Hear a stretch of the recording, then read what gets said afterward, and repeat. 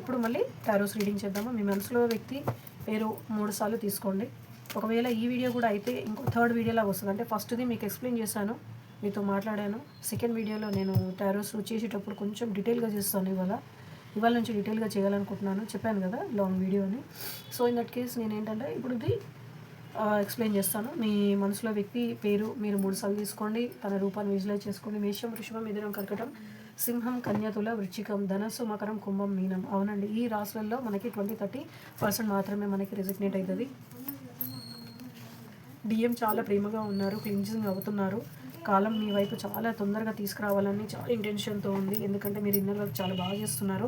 Justice అనేది DF వైపే ఉంది. డిఎంని పరిపూర్ణంగా మార్చి ఆయనని ఈగో ఏదైతే మెటీరియలిస్టిక్ మ్యాన్ ఏదైతే ఉంటాడో, అంటే ఆడమలో ఉన్న మగవాళ్ళల్లో ఉన్న ఆ మెటీరియలిస్టిక్ అనేది చేంజ్ చేసి తిన వైపు అంటే మన డిఎఫ్ వైపు తీసుకురావడానికి కాలము అంటే యూనివర్స్ మీ వైపు తీసుకురావడానికి పూర్తిగా ఆయనని తీసుకొస్తుంది. అది జస్టిస్ అనేది మనకి ఏమని చూపిస్తుందో చూద్దాం. ఓకే, జస్టిస్ అనేది మన పార్ట్నర్తోని డిఎంతోని సెలబ్రేషన్ ఉందండి. You need not to worry.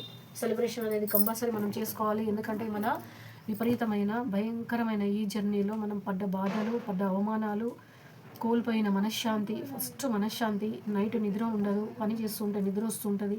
10 మందిలో ఉంటే ఒకరుగా ఉండాలనిపిస్తుంది, ఒకరుగా ఉంటే 10 మందిలో వెళ్ళాలనిపిస్తుంది. ఎవరితో మాట్లాడబుద్ధి కాదు. ఇష్టమైన వాళ్ళు మనతో మాట్లాడుతున్నా కానీ మనకి ఇష్టమైన వాళ్ళతో ఉండాలన్నా వాళ్ళు మన అవైలబుల్లో ఉండరు. ఆ బాధ మీతో పాటు నాకు కూడా తెలుసు.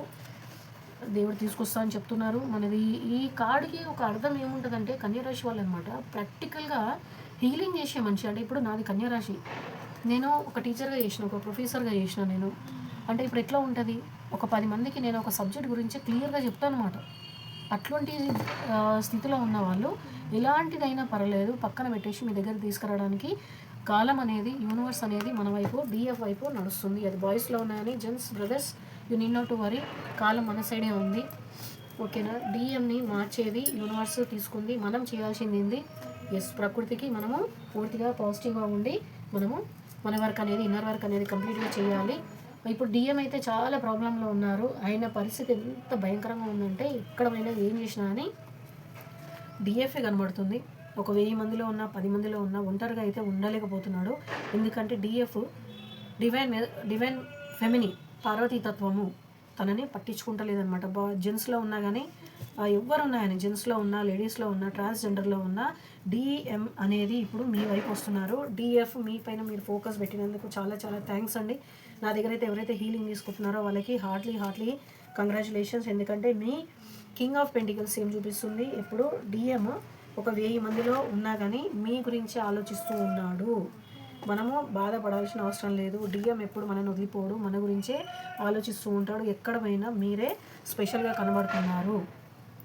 స్పెషల్గా ఎందుకు కనబడుతున్నారు, ఫస్ట్ మనల్ని చాలా తక్కువ చూస్తారు కదా, దేనికి పనికిరాదు ఎందుకు అని. ఇప్పుడు నైట్ అందరూ తనకి చెయ్యి ఇచ్చడం మొదలుపెట్టేసిండ్రు. డిఎం ఎవరైతే ఉన్నారో తనకి అందరూ చెయ్యి ఇచ్చేసిండ్రు. నైట్ నిద్రపోవట్లేరు. చెప్పాలండి, నిద్రపోతలేడు ఇప్పుడు అసలు. డిఎంని ఎందుకు తీసుకుంటా నేను ఒక మగవారిలాగా అంటే మీకు ఈజీగా అర్థం కావడానికి అనమాట.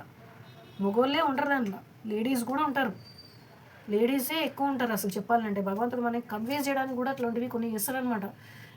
డిఎఫ్ మగవాళ్ళల్లో ఉంటారు. పార్వతీతత్వం మగవాళ్ళల్లో ఎందుకు ఎట్లా ఈజీగా మీకు అర్థమయ్యేటట్టు చెప్పాలంటే సహాయం చేసే తత్వం ఎక్కువ ఉంటుంది అనమాట. ఒకవేళ తను అడిగారు అనుకోండి, డబ్బులు అడిగారు అనుకోండి, 10,000 అడిగితే 20,000 ఇచ్చేస్తుంది. ఎందుకంటే అంత ప్రేమ ఉంటుంది, అన్కండిషనల్ ప్రేమ.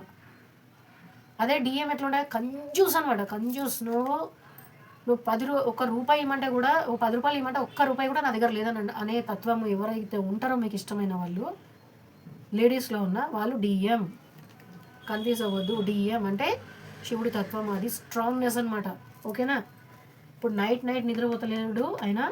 మీకు చెయ్యి ఇచ్చేసినందువల్ల మీరు ప్రపంచం అయిపోయారు, మీరు పట్టించుకుంటలేరు. ఇప్పుడు మీ మీద మీరు ఫోకస్ పెట్టారు. అందుకని ఇప్పుడు ఆయన పరిస్థితి ఎట్లుందంటే మొత్తం అంతా తన వాళ్ళు ఆయనని టుకురాయించేసిండ్రు. డే అండ్ నైట్ మీరే గుర్తొస్తున్నారు. ఆయన ఉన్న పరిస్థితి ఒకటి అట్లా ఉంది. ఇంకా 24 గంటలు ఎక్కడైనా మీరే, ప్రపంచం అంతా మీరే. ఆయన చూడండి ఇక్కడ ఎట్లా చూస్తున్నాడు. ఆయన ఉండే హోదా ఏంది, ఆయన చేతిలో ఏముంది, ఆయన దాన్ని ఎక్కడ ఫోకస్ పెట్టిండు చూడండి. మీ మీదే ఫోకస్ ఉంది. ఇంత క్లియర్గా నాకు చెప్పాలని ఉంటుంది అనమాట. నాది ఒకసారి ఛానల్ ఓపెన్ చేస్తే ఎవరైనా సరే కన్ఫ్యూజన్గా పెట్టేయొద్దు, ఇంత ఓపెన్ అప్గా క్లియర్గా ఉండాలనేది నా తత్వం ఉంటుంది. కానీ చాలా బ్యాడ్ లక్ ఏంటంటే నేను లాంగ్ వీడియో మీకు ఇట్లా క్లియర్గా చేయలేకపోతున్నాను. ఎంత ప్రయత్నం చేసినా నేను అవ్వట్లేదు, క్షమించేసేయండి. డిఎం ఇప్పుడు ఎలా ఉన్నారంటే మిమ్మల్ని వదిలేసిన మీ దగ్గర పోవాలంటే ముఖం చెల్లుతలేదు, ఎందుకంటే ఆల్రెడీ మిమ్మల్ని చిన్న చూపు చూసిండ్రు. వాళ్ళ ఇంట్లో వాళ్ళు మొత్తం ఇక్కడ వేసేసిర్రు, బయట వాళ్ళు సొసైటీలో కూడా కత్తి దింపేసిర్రు గుండెలో. ఆల్మోస్ట్ మొత్తం అంతా చెప్పాలంటే సచ్చిన శవంలాగా పడి ఉన్నాడు అనమాట డిఎం. ఓకేనా, లేడీస్లో ఉన్న బ్రదర్ సిస్టర్ ప్లీజ్ మీరు కన్ఫ్యూజ్ అవ్వద్దు. మీ దగ్గరికి తీసుకురావడానికి నైట్ ఆఫ్ స్వాట్స్ ఏం మాట్లాడుతుందో చూద్దాము. నెక్స్ట్ కార్డ్ అనేది చూపిస్తుంది. పెద్ద యుద్ధాలే జరుగుతున్నాయి, మీ దగ్గర రావడానికి పనిష్మెంట్ గట్టిగానే ఉంది అక్కడ. మీరు ఏం బాధపడకండి, మీ జ్యోతిగాక మీకు ఇన్ఫర్మేషన్ అన్ని ఇస్తుంది. డిఎఫ్ ఫస్ట్ డిఎఫ్ని ఎట్లా చూసిండో ఇప్పుడు కూడా లాస్ట్ చచ్చిపోయే వరకు అట్లనే ఉంటారు అబ్బా చెప్పాలంటే.